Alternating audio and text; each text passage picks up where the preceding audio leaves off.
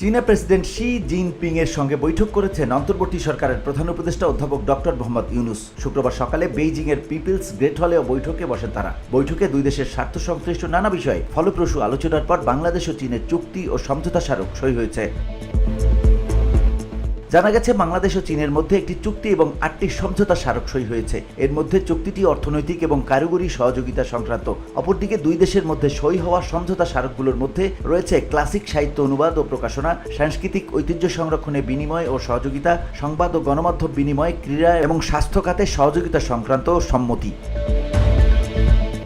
এছাড়া দুই দেশ 5টি যৌথ ঘোষণা দিয়েছে। এর মধ্যে রয়েছে বিনিয়োগ বিষয়ক আনুষ্ঠানিক আলোচনার সূচনা, চীনা শিল্প অর্থনৈতিক অঞ্চল চালুর ঘোষণা, মোংলা বন্দর আধুনিকায়ন ও সম্প্রসারণের জন্য বাণিজ্যিক চুক্তি স্বাক্ষর, একটি রোবট ফিজিওথেরাপি ও পুনর্বাসন কেন্দ্র নির্মাণ ও একটি কার্ডিয়াক সার্জারি যানবাহন অনুদান প্রদান।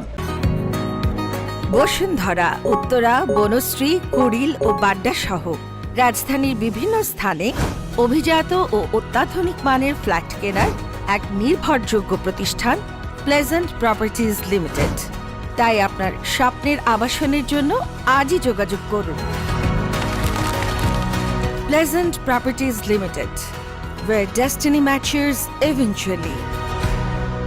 প্রসঙ্গত, বুধবার দুপুরে 4 দিনের সফরে চীনে যান অধ্যাপক ইউনুস। প্রধান উপদেষ্টা সহ তার সফর সঙ্গীদের বহনকারী সাউদার্ন এয়ারলাইন্সে একটি বিশেষ ফ্লাইট বাংলাদেশ সময় বিকেল 4:15 দেশটির হাইনানের কিয়ংহাই বোয়াই আন্তর্জাতিক বিমানবন্দরে পৌঁছায়। চীনে নিযুক্ত বাংলাদেশের রাষ্ট্রদূত মোহাম্মদ নাজমুল ইসলাম এবং হাইনান প্রদেশের ভাইস গভর্নর বিমানবন্দরে প্রধান উপদেষ্টাকে অভ্যর্থনা জানান।